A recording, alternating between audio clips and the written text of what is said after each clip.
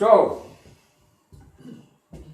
if we have the lights off, I'll try and tell our little story. And then anybody that wants to ask me any questions at the end, do so, but not right in the middle, because I don't like using notes, and I'm old and frail and I can't remember stuff very well. Okay, right, next, boss. Anybody tell me where that is? Well, that was our first airfield. This is the road up to Scotland going out of Carlisle. And this is Kingstown. In fact, this photograph is when it was actually just being built. This is the airstrip here. And the main offices were going to be here. And on this airfield, it was pilot training. It was an important airfield. And next.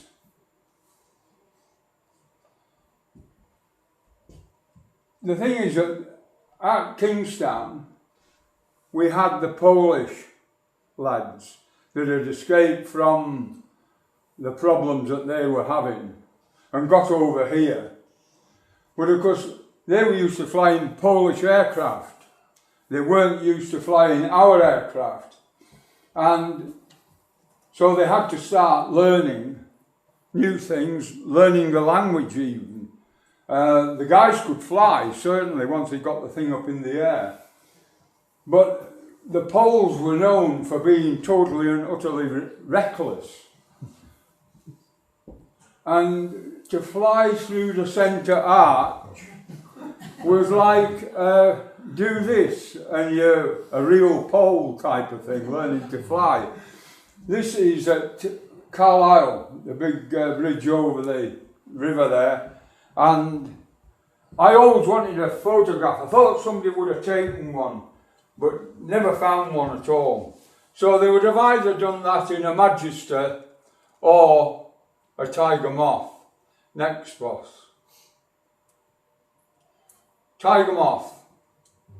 Every pilot in the RAF flew that aircraft. You were given probably 50, 60 minutes. If you showed aptitude, you went on. If you didn't show aptitude, you suddenly went down another line, whether that be air gun, navigator, etc. Top speed, round about 120 miles an hour. Excluding Mr. Wilkinson. Has anybody here driven a car at 100 miles an hour? Just put your hand up. Has anybody driven a car at 130 miles an hour? I said not you. You're worse than me. Anybody done 150? 148. In a car? Yeah, in a car. Yeah. It's quick, isn't it? Oh, yeah. Especially if you're on an ordinary road. And what I'm trying to say to you is, that is about the slowest we've got, at 120. So once you go up to the next aircraft, a Magister, you're knocking to 200. So that is quick. 60 mile an hour is a mile a minute, isn't it? So 120 mile an hour is 2 minutes. You're really moving along quite rapidly. The problem with aeroplanes, once you run out of fuel, you simply fall out the sky. It's a propeller-driven aircraft. It's heavier than air, so it just comes down virtually like a brick. Possibly the finest aircraft to come down without any engines was a Dakota, which is a twin-engine aircraft and fairly large, but it has that aptitude to be able to do it. And one day I was out in my R, which is Volvo R, and they were pretty swift pieces of kit. It just looked like an ordinary Volvo, but it does go along. Anyway, one day I was coming round the corner just off the motorway, and half a dozen motorbike chappies came along, and they were right up my backside, and it was, you could hear them boom, boom, boom, and all this carry on. As I went round the roundabout, there's a straight 1.5 miles. Well, there was a bit of a bump in it. At just about 150, I had to start to slow down for the corner at the top. Anyhow, I didn't think any more about it, because none of the motorbikes came past me anyway. And this chap, I was in the garden, he says, "You're bloody crackers, you are." I said, "You what?" He said, "You crackers." I said, "What do you mean, crackers?" He said, "You." I said, "But what are you talking about?" He said, "I was the bloke trying to get past you yesterday." I said, "Well, tough, innit? It's only an ordinary car." And he had one of these GPZ 750s and all this, and another one was on a quack. I don't know the names of motorbikes, but I just thought, aye, interesting. So I know what quick is. Okay, next. So this is a Magister, advanced trainer, a little bit more power. The piece of canvas here is not to cover the aircraft up when it's parked up on the hard standing. That's to teach pilots for night flying. So the hood comes over so it's pitch black to do his course reading and so forth. The interesting thing is that everybody thinks these guys had radar and air-to-ground contact. They didn't. They flew with an AA map, basically. Really very, very crude. They flew along railway lines. They followed rivers, and that is how they got from A to B. But the skies over Cumbria were absolutely wick with aircraft. Now today it's all traffic control and what. There's none of that. There's just a lot of airplanes in the sky doing a certain job. Okay, next. Oh, by the way, that aircraft is the one that Von Weller and what have you took off on from Kingstown and nearly made it. They ran out of fuel in Norfolk, and there they were apprehended eventually.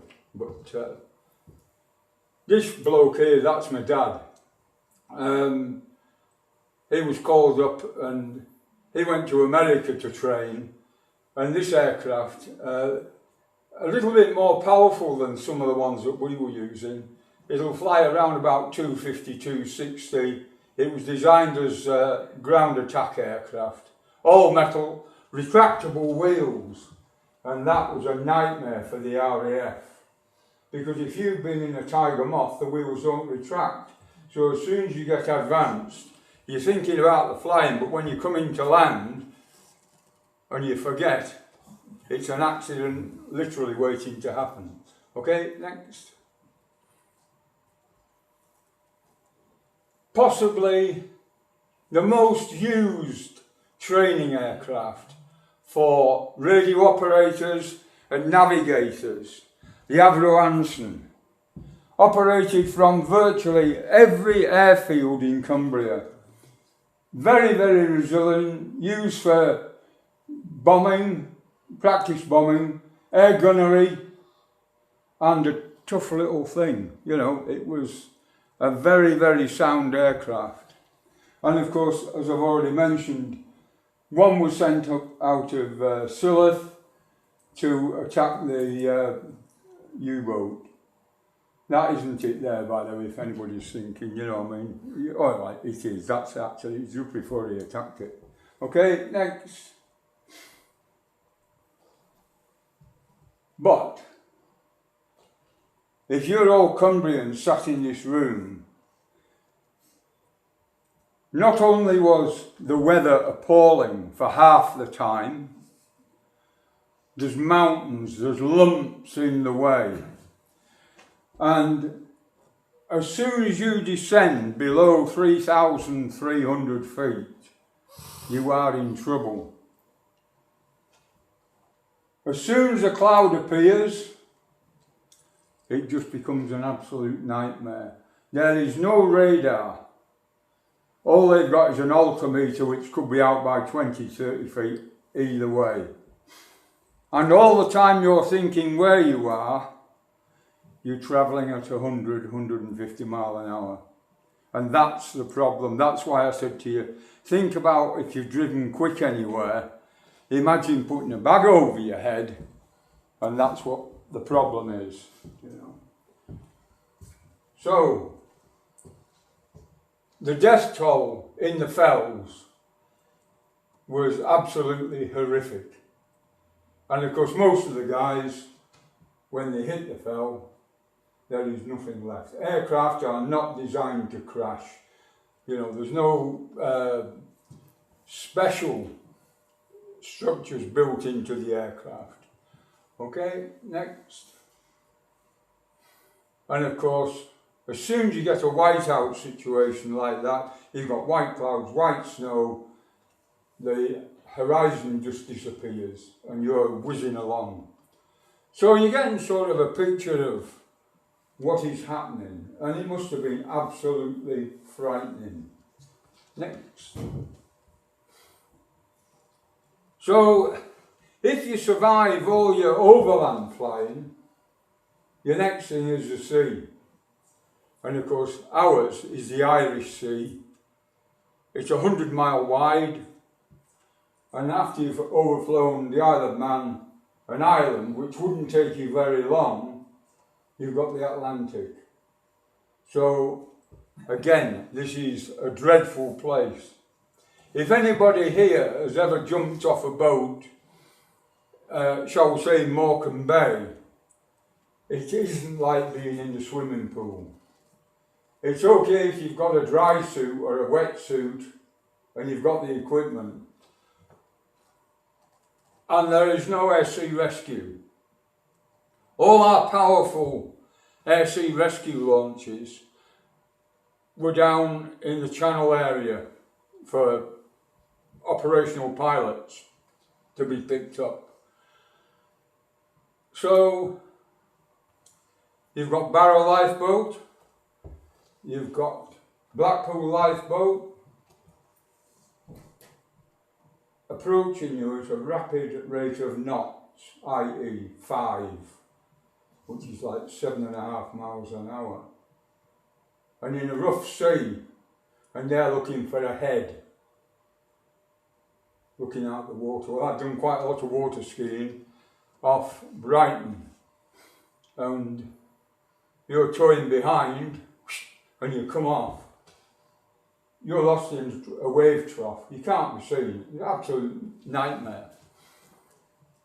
They did the best. I'm not saying they didn't, because it's all we had. Okay? Next. This one was an Anson. Fortuitously, it's still afloat. The lifeboat's gone out at Blackpool, and you can see the people on the promenade here, there's the heads.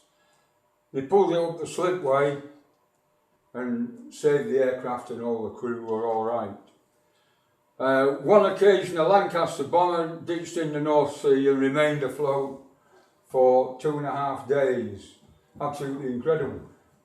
Most of the time, they just filled up and sank. Okay, next. We were issued with these, which are no more than tenders, really. They're not proper air sea rescue craft. And if you've heard of Aircraftsman Shaw, does that ring a bell for anybody? Lawrence of Arabia? Well, he was one of the guys who actually designed this type of craft and the more high-speed launches. So he's always remembered for sand. Well, I suppose he was near Morecambe Bay, so it was all right, wasn't it? Next. Scillas by the Moon. And this is where the air sea rescue launches were moored alongside here. across at Dumfries, there were more moored there at just at the estuary to the river going into Dumfries, and I've forgotten the name. Okay, next. This is what everybody remembers as the air sea rescue launch.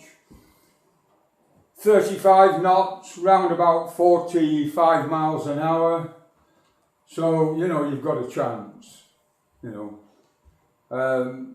And these, in the later stages of the war, saved quite a number of people. So that was a very welcome sight. Okay, next. So, returning to land, as it were, at Happy Silloth, you're a gentleman looking for things, aren't you? Yeah. This is Silloth Control Tower, standard. All, you know, like everything in the Army, the Air Force and the Navy was 1A, 1B, 1C, 1D. One had a chimney, the other one had two, you know, type of thing.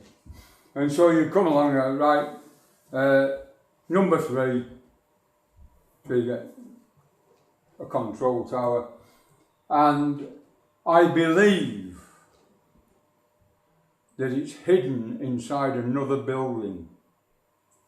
Right in front of the hangars, at the apron, there's a white building, and apparently that's inside it. Where's this? Silloth? Yeah. Yeah. Okay, that's a bit of useless information. I don't find it. Okay, next. Has anybody been into one of the large hangars? They are absolutely enormous. It is mind-blowing. These are two of them at Silloth, and they're around about 100 yards long and about 50 yards wide. And when you look in, it's just an open space. There's nothing supporting the roof. It's all done with concrete and so forth. So what I'm saying is it's just one massive void. At the end of the war, they were trying to flog them for 1,000 quid. You can't buy one now for 1,600 quid. They were only designed for 5 years, 6 years use, and we're on like 50 years now, 60 years. But absolutely unbelievable. Right, okay, next. Possibly one of the strongest, toughest little aircraft that we operated in Silloth and Kirkbride was this, which is the Hudson. Twin engine, very, very strong piece of kit. It was built as like a medium bomber, but it wound up by doing a tremendous amount of work, anti-submarine, patrolling the Irish Sea, and for advanced training purposes. Machine guns firing forward and the turret at the rear. Carried a crew of 4 and could nip along quite nicely around about 280 miles an hour, so it wasn't exactly slow. And it was all metal. Okay, next. Kirkbride, just down the road from Silloth. Again, this was a heavy maintenance unit. So what I mean by that is Silloth and Kirkbride received aircraft, and I'm saying hundreds of aircraft. There could be 20, 30 coming a day. And they come straight from the factory. Now these could be Lancasters, they could be Halifaxes, they could be Sterlings, they could be Hudsons, anything at all. And they would be just shiny metal, exactly as they come from the factory. Here we put the guns on them. We painted them, the camouflage, depending which units they were going to and so forth. So vitally important airfields. And of course, they were huge, as I've already said. They had the full runways, concrete and so forth. They had retractable gun turrets stationed all over the airfield. Okay, next. Now you've just seen the hangar there, and the door was green, because it's the same door. And I was on the airfield and this van came on. I thought, oh Christ, you know, I know I'm not supposed to be here, but I've got to be here because I need some photographs and what have you. And he drove past me, he didn't stop. So he got out and he pushed the handle into the door. Well, if you look at the metal plate, that is 3/8 to half an inch steel plate. They're 25 foot high and about 20 foot lengthways. And they're filled with rock, rubble or sand so that they're bomb-proof, quite literally. And this guy comes up with a bloody handle, sticks it in the door and walks along like that.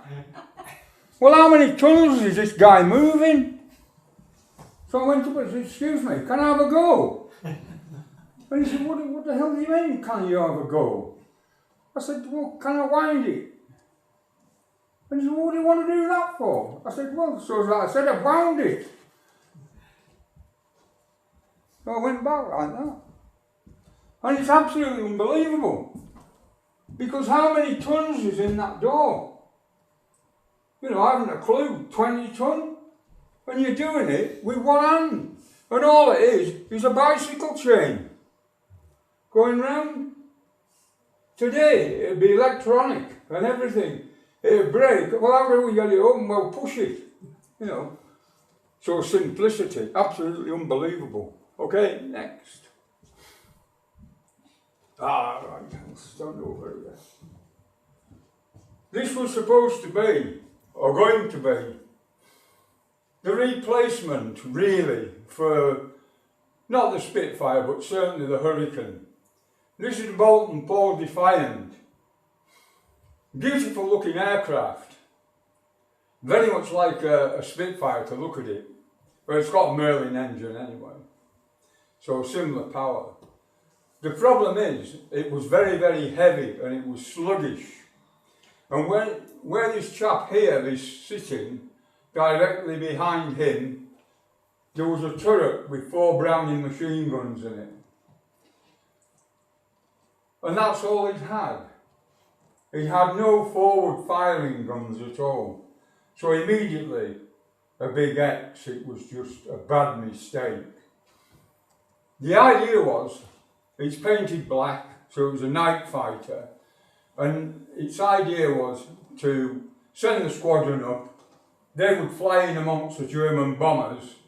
He'd turn his turret round to the side and blast the German aircraft. Well, it worked. But it only worked a couple of times, and then the Germans knew about it. So they just attacked it front ways on, and that was the end of that.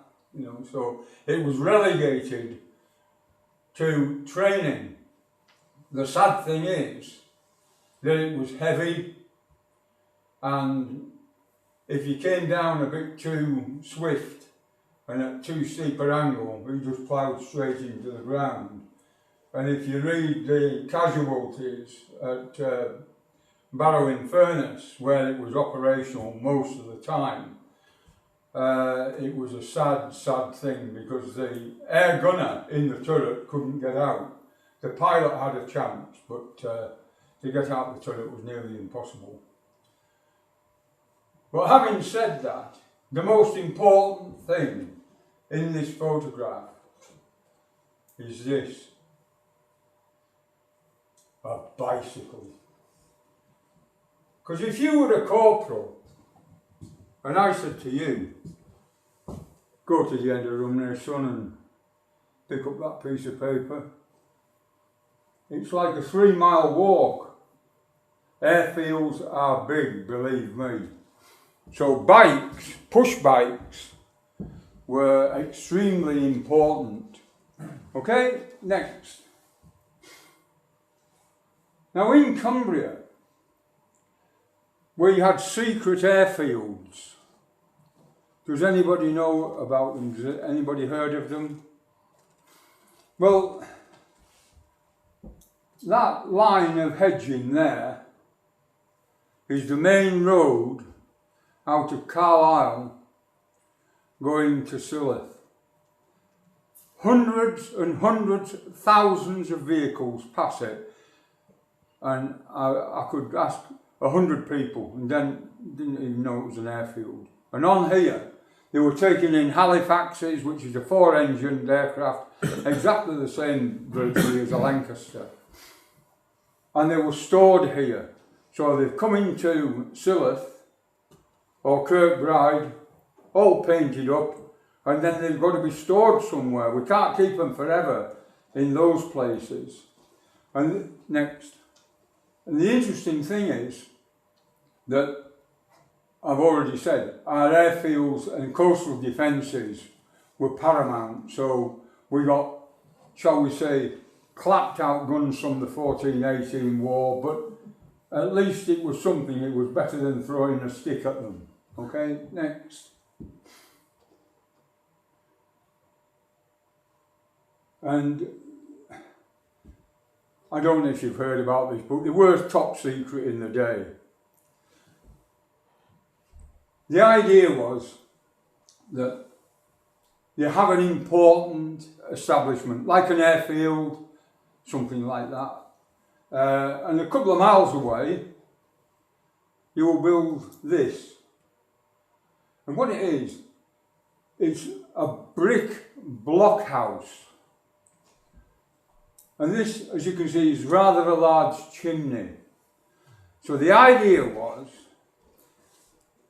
that you got a group of people, airmen or whatever, and you go and work in the building and set the fire going, because we're expecting a raid tonight. So they would have a fire there going pretty good. Wood and all kinds of stuff. Particularly something that would make a spark. And as soon as the Luftwaffe appeared overhead, the guys started to rake the fire. So all the sparks come flying out, and the Luftwaffe pilot thinks, there's a target there, we'll bomb it. Well, that's a great job to have, isn't it? Eh? That's a non-starter. I was waiting to volunteer for that. And they had various ones. Some were just open ponds of fuel oil and spent rubbish and set fire to it, so it looked like something on fire, you know, and it would be attacked. Well, there's quite a few of these still about, because they are built like a brick shit house. They are really well built. Okay, next. That one, by the way, is right outside the New Balance factory at Workington. So when she's driving down that road, that's where it is. It's uncovered now. But of course, Barrow. People today don't realise this is HMS Ajax. She was built at Barrow-in-Furness, but we built a tremendous number of our submarines there. We've built battleships and all kinds of stuff. So a very, very important naval base. Okay, next. Anybody recognise this young lady? Well, this is Amy Johnson. And Amy Johnson was a society lady, and we were desperately short of pilots, and we were desperately short of pilots for transferring the aircraft from the factory to Silloth or Kirkbride or others. They weren't the only two, but that was it. And she signed up virtually straight away and joined the ATA, Air Transport Auxiliary, not ancient tattered airwomen. They took great umbrage to that. These were very, very brave people. They would go and pick up a Lancaster, Halifax or a Spitfire, and that was it. You didn't have 7 other crew with you. You know, so if you were in a Spitfire, it was you and flying by the seat of your pants. But then you get in something like a Lancaster or a Halifax, and there's just you.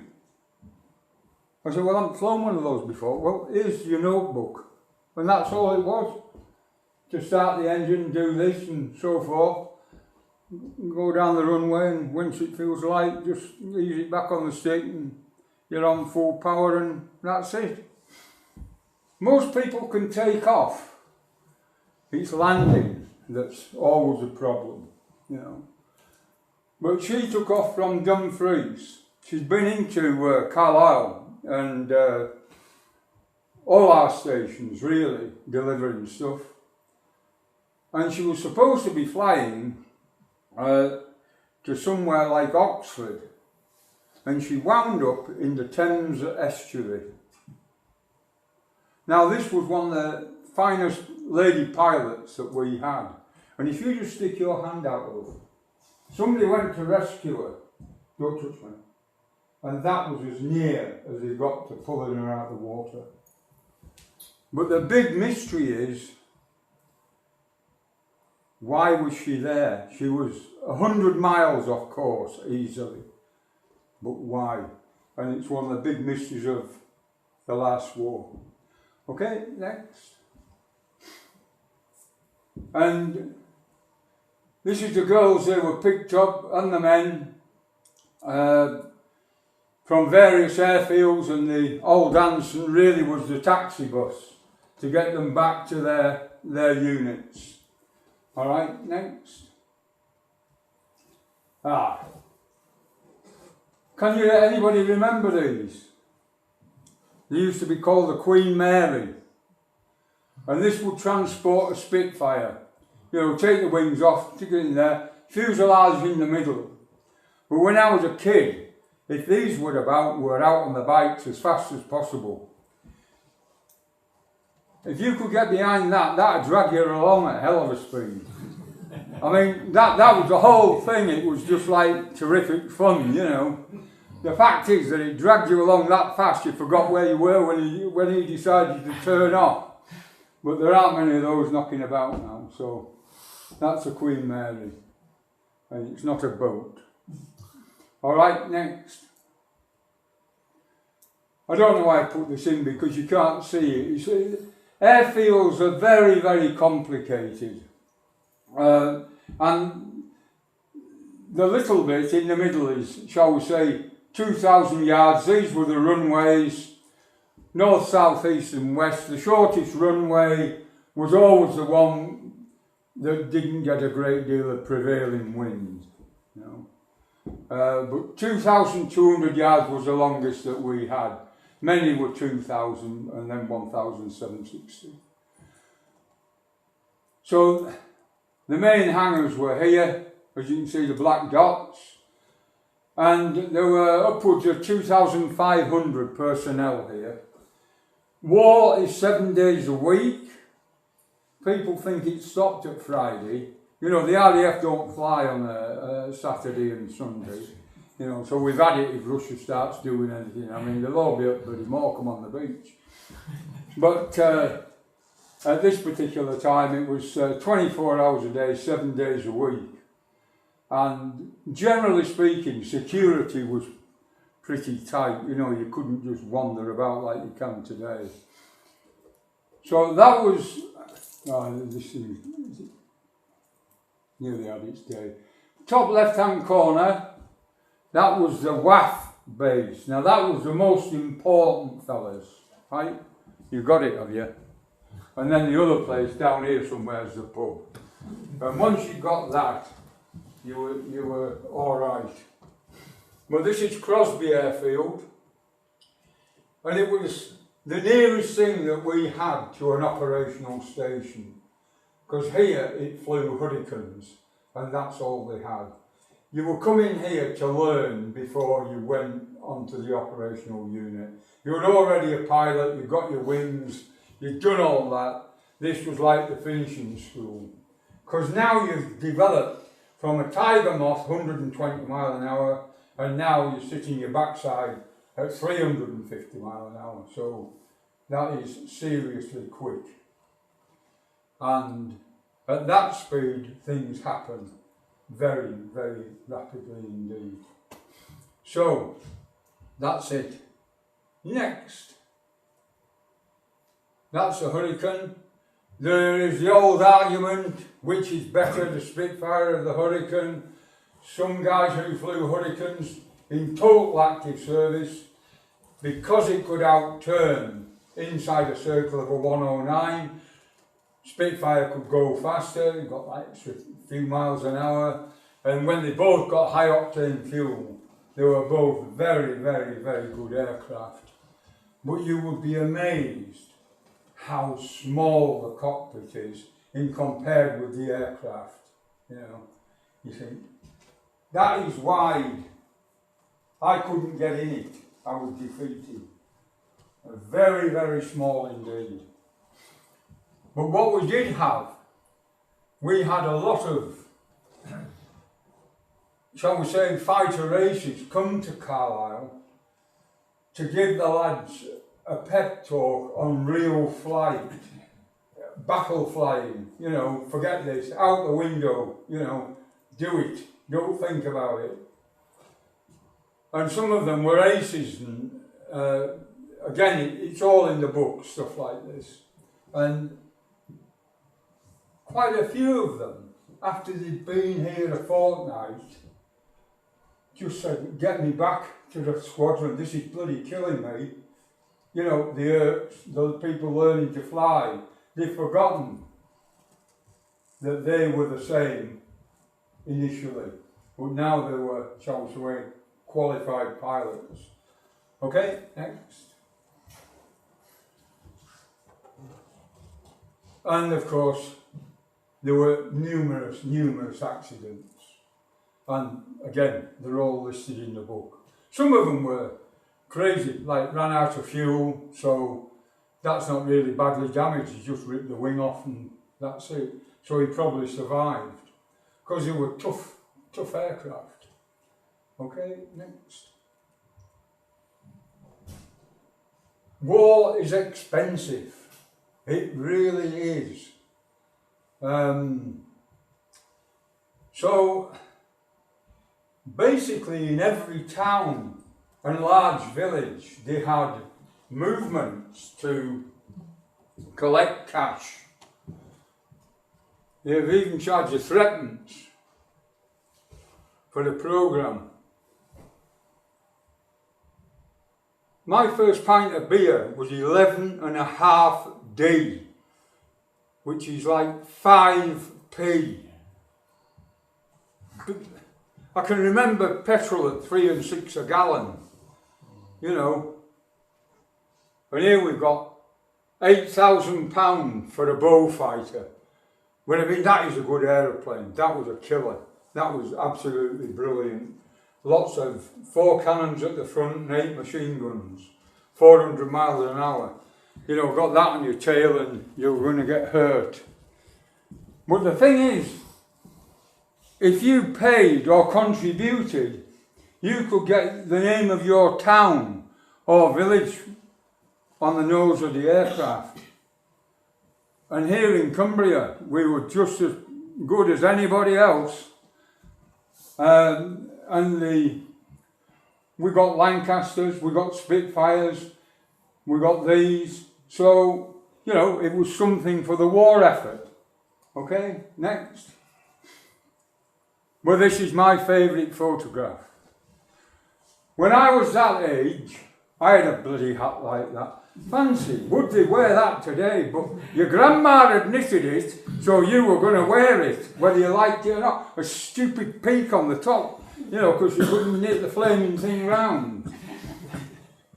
But what's happening here is, you know, in those days we used to collect stamps.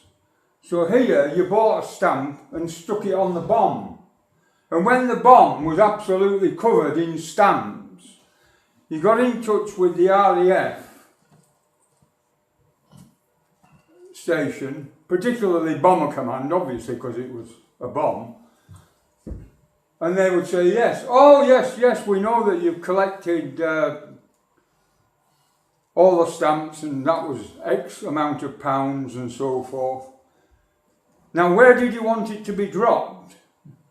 And if you've told the CO, well, you can have Berlin, there's something going there, so if you want it to go on Berlin, you can choose that, or you can choose somewhere else, Mannheim, you know.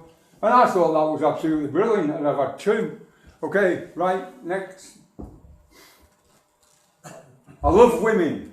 You know, I always have done. I think women are marvellous. They're the greatest things on the planet. And without the WAF, we wouldn't have won the war. It's as simple as that. It was an absolute integral part of our operation. And some of the things that these girls did, and that's all they were, you know. I mean, absolutely fantastic. Right, next. And we were one of the biggest training units. This is the Bellsfield Hotel, Windermere, the big posh one on the front. There was others in Windermere. Another place was Grange over Sands. That was a huge, all those big hotels as you come into Grange, they were all WAF. Okay, next. Aye, makes your eyes water, all that totty there like that. Sorry, because you just happened to be near me. Right, so this is all the girls at Morecambe. Morecambe was the biggest RAF camp, really, in the whole of the north of England. Why the Krauts never bombed it, well, they didn't, and that's it, thankfully. But there were the neck end of 30 to 35,000 personnel there. But this is a huge swimming pool opposite the Winter Gardens. And the Midland Hotel was there. The swimming pool was here. And every morning the girls were sent down, marched down, and all the old blokes would be sat on the benches waiting for them to come and hoping it was going to be a rainy day, because you can't beat a wet t-shirt, you know. Think about it. So this is them, anyway. And it was just an ongoing thing, every day, relentless. Okay, next. A lot of people think that on the ranges they dropped, shall we say, live ammunition. We couldn't afford to drop live ammunition all over the place. It was dummy. Little 12-pounders filled with coloured dye. Probably purple, yellow, red, white. And you would come in, zoom in on the target, drop one bomb. They didn't drop them all. And he went round again, the next aircraft came in and he dropped his. Well, he'd be on red and the next one would be on blue or whatever it was. Okay, next. And I wouldn't do this, even if I was ordered to. If you've ever stood behind an aircraft, when the power's on, you cannot see the propeller. And Dad saw it too. And you just disappeared, you know, that's it. Well, you can see, she's holding on to hers and this one's coming to hold on to her. And all they're doing is the aircraft is coming up to full power and the little wood, the chock, is being removed. Okay, next. Or letting go a balloon. I didn't ever see anybody who forgot to let go of the rope when it took off. But there will have been that accident somewhere. I mean, there was 2 or 3 women and men actually sitting on the tail of a Spitfire to keep it on the ground while they revved it up and then took off with them still sitting on the tail. Highbullstow, that happened, the girl survived that. Because as he turned, he realised that the aircraft wasn't performing well. And you can just imagine when he looked behind and saw somebody sitting on the tail unit. Anyway. Okay, next. air gunnery, it was absolutely vitally important to learn how to shoot. I mean, most people would pick up a gun, point it at you, and if you were in an aeroplane, you've got to allow for the bullet to get there. You know, that's the problem. So this is to teach you to hit a moving target. And these were little electric railways with a model on there. And he probably wouldn't be firing 4 guns out of that. That would be 1 gun firing, and it was probably only allowed a 2-second burst. Because they're all queued up waiting to have a go. Anybody that shot anything or tried to shoot birds or duck, geese, it's not as easy as people. People think you go out and you shoot. Well, I've gone out and shot and never even discharged a weapon. You know, it's quite difficult. Okay, next. Well, if you're doing live firing, and when I'm talking live firing now more, I'm talking about machine guns. So if you go down onto the beach, so that here's the road where that White House is. On the marsh, there's big arrows pointing out to sea, and about half a mile out, there is a target there. So what happens is the aircraft would be coming in from the trees, they'd see the arrow, the direction, and then the target is about half a mile to a mile out. Okay, next. Now, 2 or 3 of these targets are still, well, they're still there, but they're now cormorant refuge. The bloody things. I used to shoot those unmercifully. You used to get ninepence if you took the tail feathers in. To the Ministry of Agriculture. Okay, next.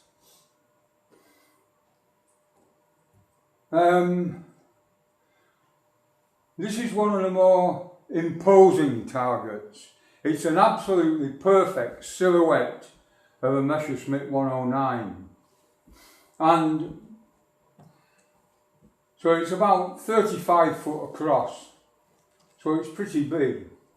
And we used to go down and throw stones at it. Well, that's what kids do, don't you? I mean, you cycle 5 miles, tramp across the marsh and throw stones at the thing.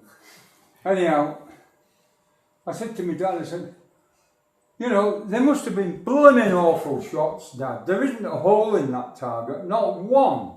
We've looked, because we were looking for the bullets, obviously, because we'd have picked them up. Well, he said, we did have camera guns, you know, so that solved that problem, but it was a bit of a downer, really, because we used to go regularly. And Trimpel is literally right behind, about 3 miles. Don't go and look for the target, it isn't there, they sawed it down round about 1960.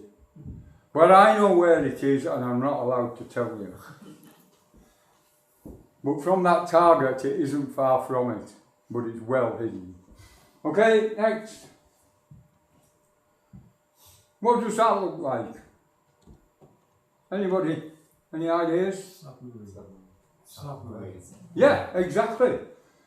It was where the airplane target, this is about a mile from it, right out much further. So you imagine that as a conning tower of a U-boat, and the tide coming in or going out, the way could be absolutely perfect. And a lot of the guys from the Royal Naval Air Station, just down the road, this was one of their targets. Okay, next. That's completely gone, so don't look for that. There are quite a few of these still knocking about. These are the, shall we say, the observers for the gunnery. When they were dropping the bombs, they would see the aircraft coming in, and that would be A1, so it was aircraft A1, 1 hit, red powder. A32, this bomb came down, black, mist and so on, you know. So it was all controlled from a little bunkhouse like that. Okay, next.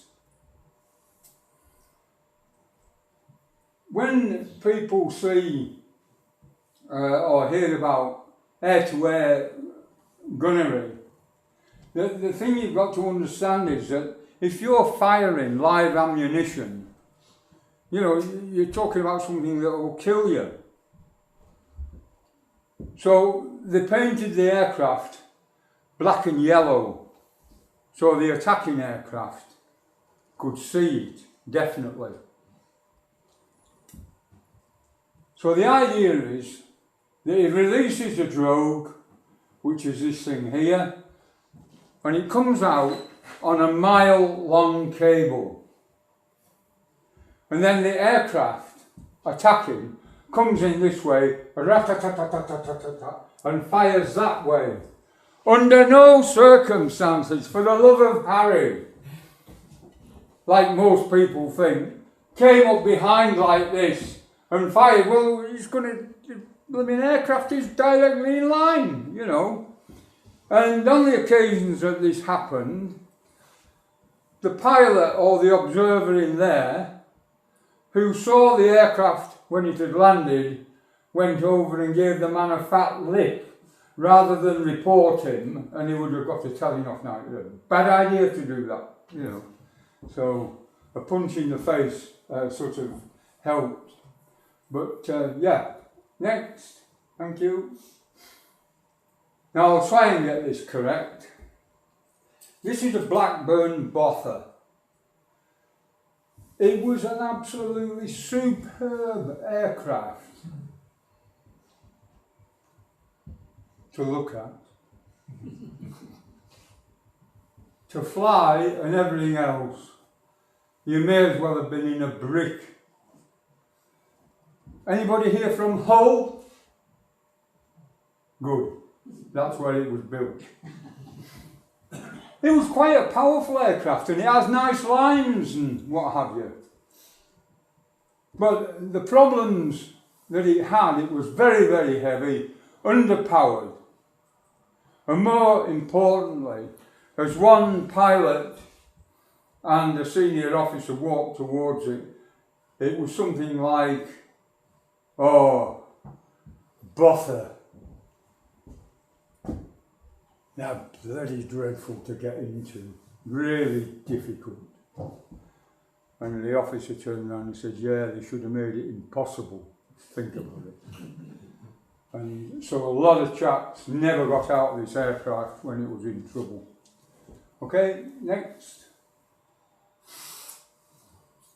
And of course, this doesn't help, but you've got to bear in mind, he's 21, he's got his wings, he's now operational, and he's flying something that does 270 miles an hour.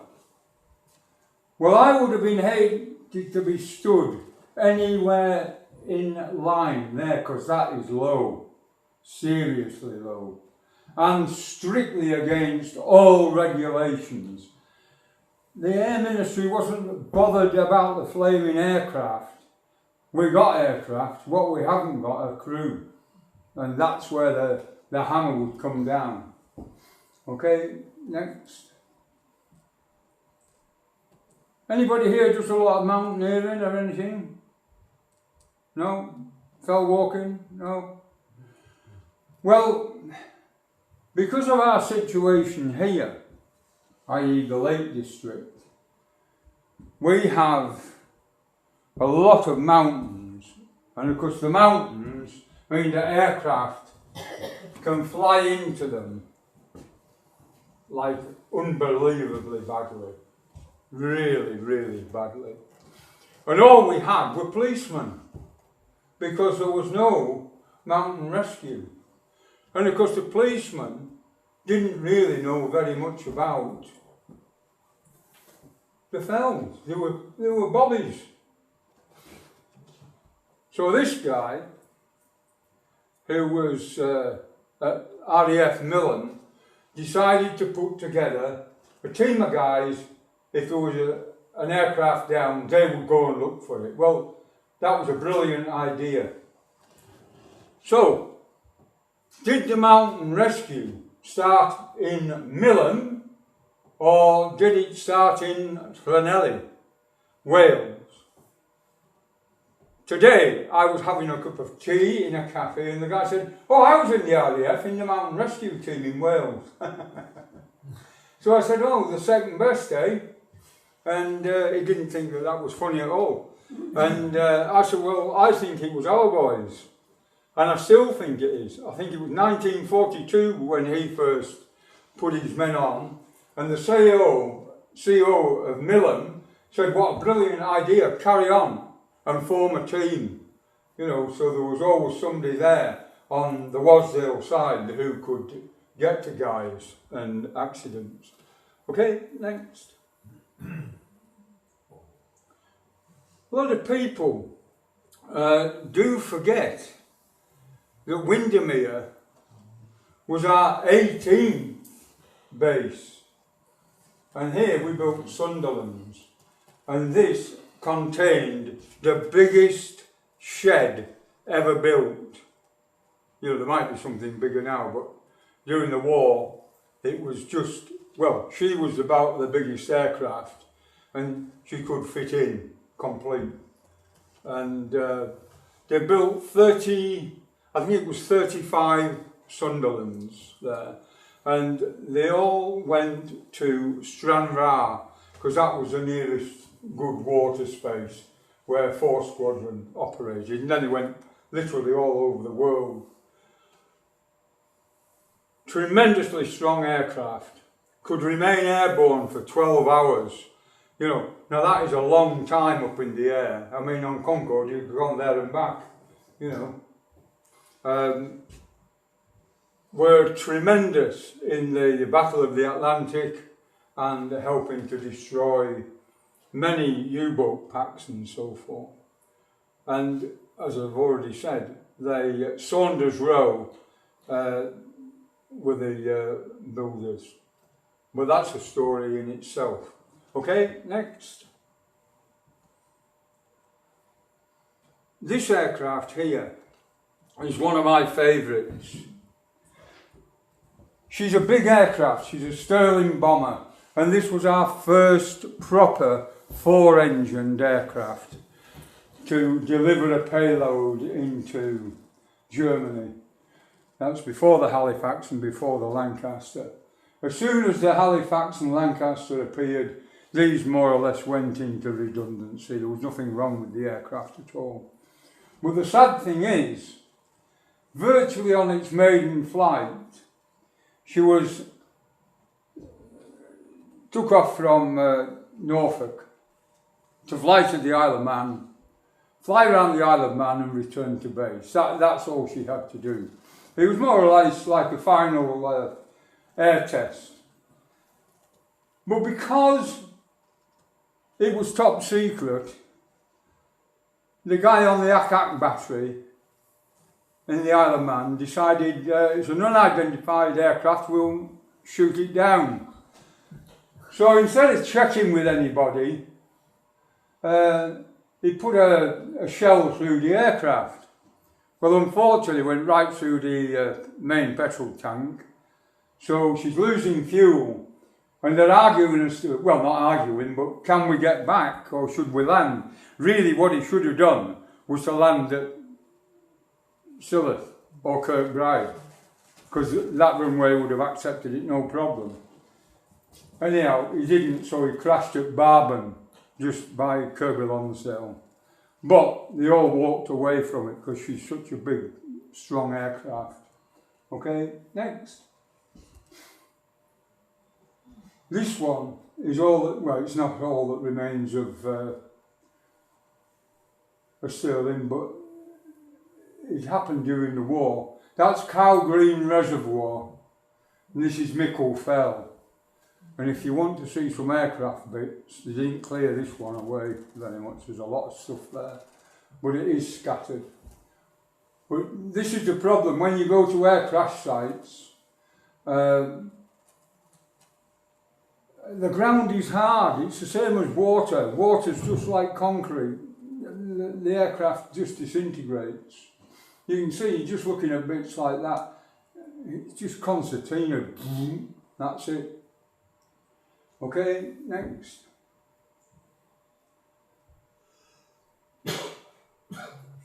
There's one thing that I've never had a yearning to do, and that is to jump out of an aeroplane at 4,000, 5,000 or 10,000 or 20,000 feet and hope that a silkworm has done its job well.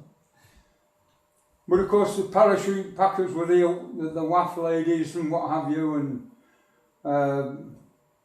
an American invention unfortunately, but it did work and saved a tremendous number of people's lives. But yeah, I don't see why there's any need to jump out of an aeroplane when there's no need to. Okay, next. But my mate did, and this is his aircraft. He was returning from a raid. It's virtually a brand new Halifax, and he was a tail gunner. And this is genuinely his aircraft that he was in. And they were coming back, and anyway, the boss said, "Weather's bad, where the hell are we? We are somewhere over this neck of the woods." And he said, "I think it's better that we all jump out." And they all jumped out. Well, of course, as you're in the aircraft is doing 250 mile an hour, something like that. You just scattered to the four winds. And he landed in Keld, just going that way a few miles, just beyond Weardale. And I went to look for the aircraft. It took me about 5 visits, but I did find it. Sadly, Roger didn't survive. He had another flight, and he got badly shot up bombing the Tirpitz in the Trondheim Ford, and he lost a leg, and after that he had a very not a happy life really. But the aircraft of course came down not far away, and all the crew survived, so parachutes do work, and if they hadn't got them, that would have been it. Okay, next. As you can see, it's American. It was a B-29. It's after the war, 1955. The old fella shouts through, "Ian, come here." So like when your dad shouts, you know, in those days you hop round pretty smartish. And he said, "There's a B-29 crashed at Kirby Lonsdale." I said, "Oh good, how are we going, Dad?" And he said, "Yeah, you can go on your bike." I said, "But it's like 17 miles, where is Kirby Lonsdale?" "Oh, it's north of Lancashire." "Yeah, we're in a car, there's no trouble at all." It's a bloody iron chain chariot, no gears. So me and my mate set off, and eventually we found the aeroplane, and this was it, exactly like that. And we sort of arrived here, behind that wall, and we had gone for ammunition, guns, small arms, anything we could nick. And we hopped over the wall, and there were American personnel all over the place. But we were commandos, we were like the SAS, they couldn't see us scurrying about like rats in the grass. And I got in the fuselage, and I'm walking down the fuselage, and there was the biggest American black man I'd ever seen in my life. And it was the conversation, "What the hell are you doing, boy?" And I said, "We're looking for a rubber dinghy, mister." And he said, "A rubber dinghy? What the hell do you want a rubber dinghy for?" in his American twang. And I said, "Well, it's for our navy, for our gang. We want a rubber dinghy."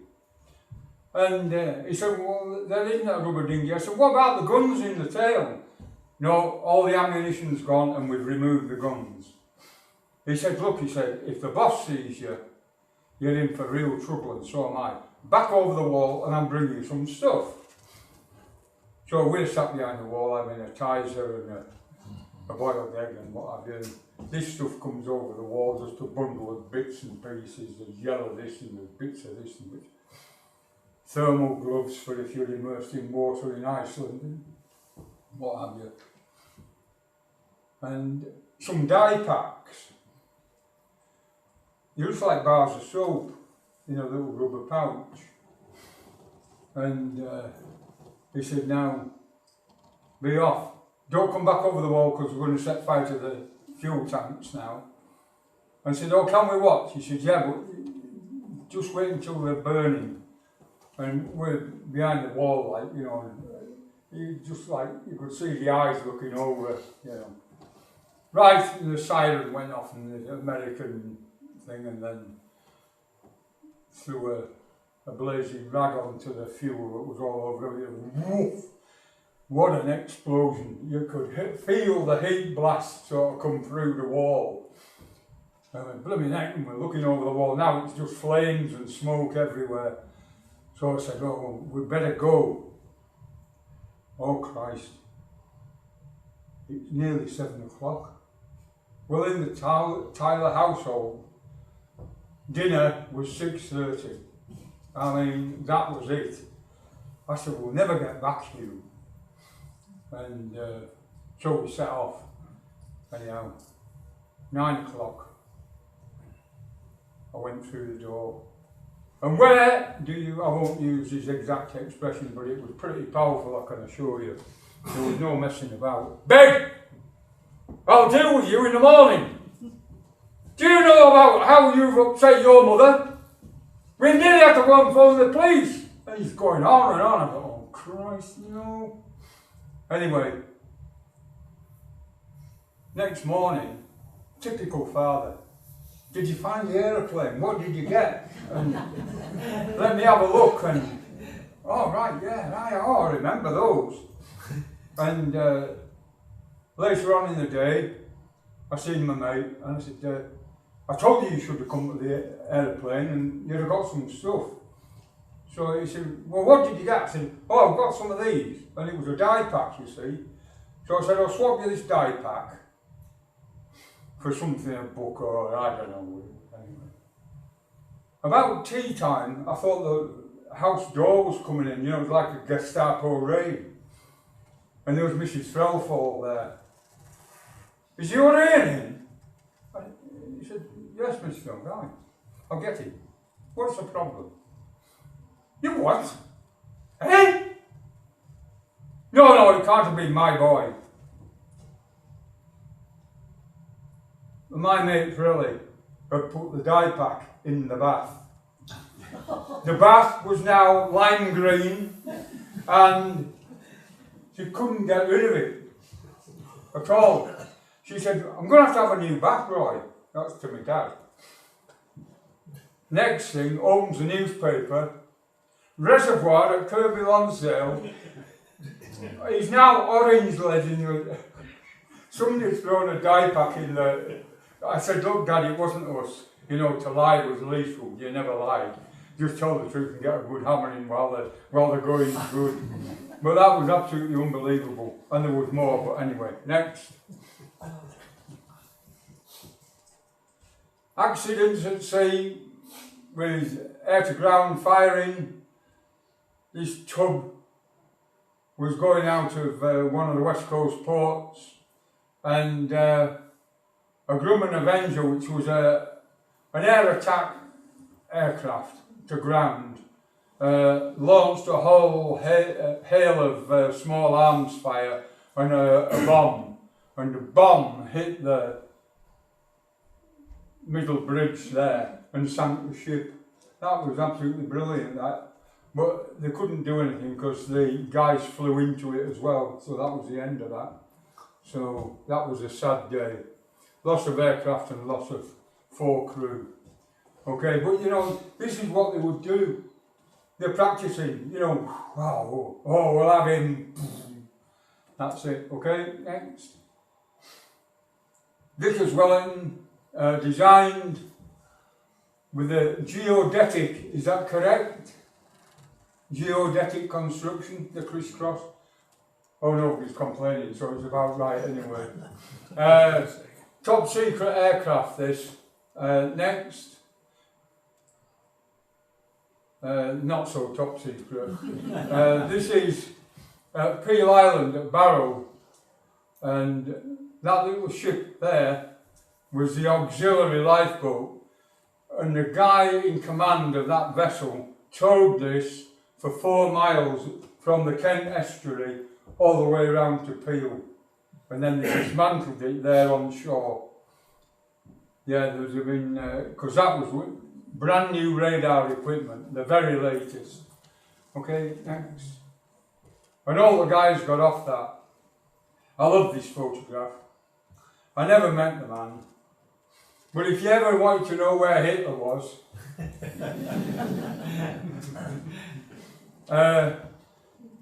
it was at Dufton.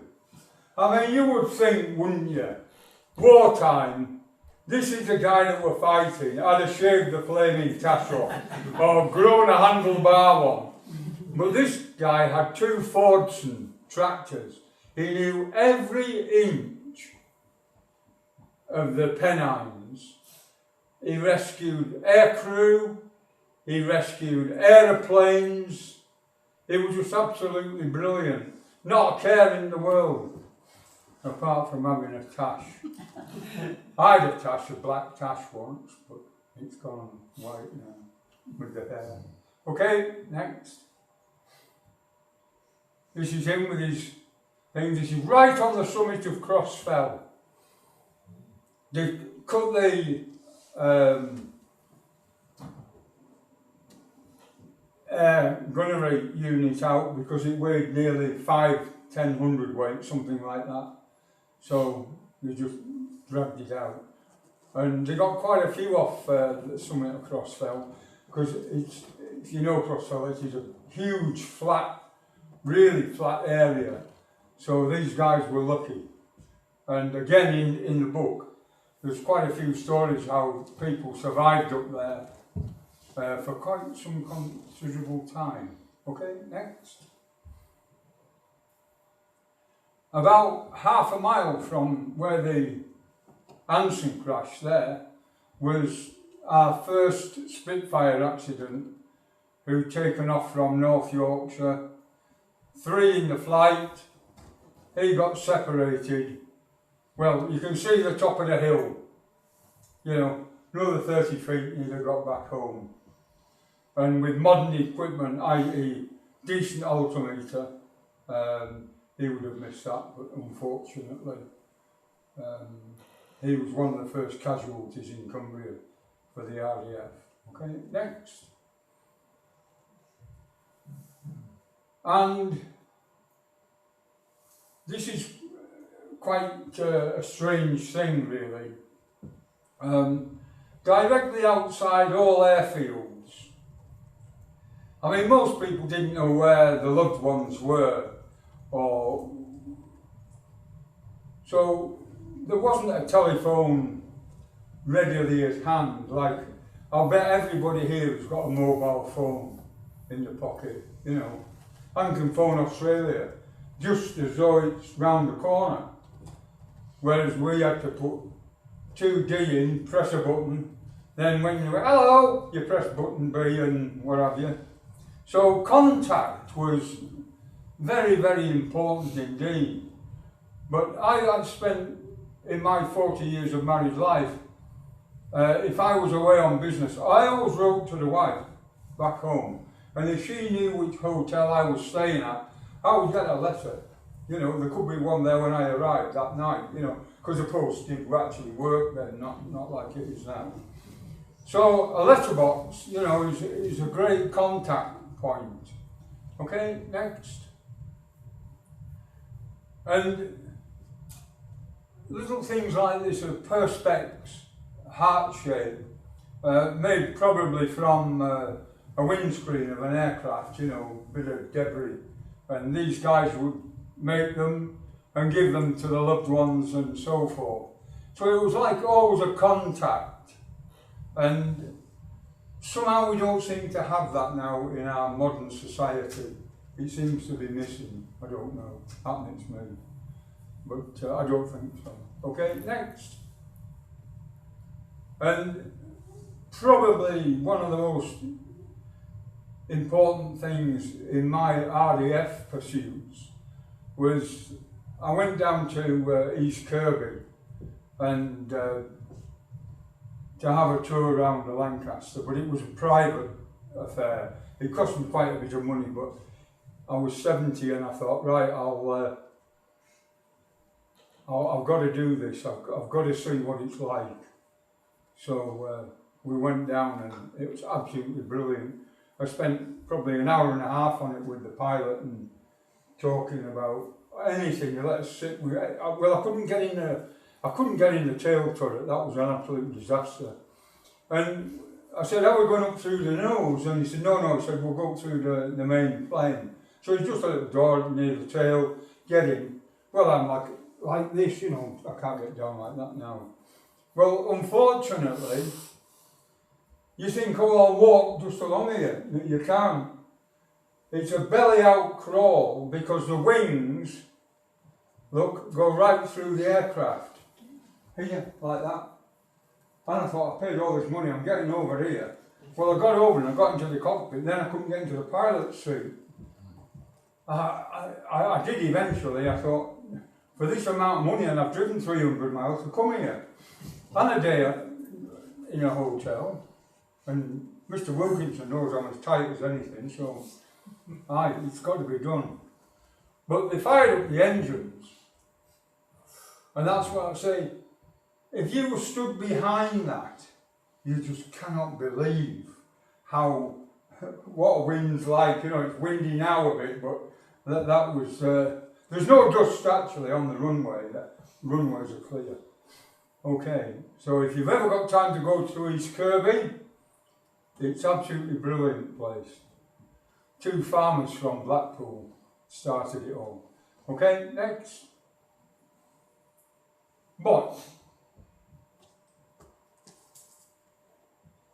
I was just driving along one day, just outside York, and I thought, what the hell was that? And I realised it was a model on top of a plinth, and it's at Tockwith. And there was a big bomber command airfield there, and I thought, I never heard about this. Anyway, it's a Sterling, and it had crashed, and the pilot had missed the village. And so they built that. And I thought, that is so absolutely emotive. And as I was sort of stood there looking at it, the guy in the bungalow opposite said, "It's pretty good, isn't it?" I said, "It's absolutely marvellous." And when I wrote this book, I put a chapter in the back saying, for all the aircrew that were killed in our county, there isn't one memorial at all to say thanks or we remember you and so forth. And we're talking thousands. I'm not talking about a few hundred. When I nearly completed the book, and I thought, 500, 800, but it isn't. It's an awful lot of men. And those are the ones that I found, and they're all there. If I said 5,000, but if they went to hospital and died in hospital, they're not a casualty. They've gone. So I think that might be, sir, my last one. Yeah. So if we could have the lights, please.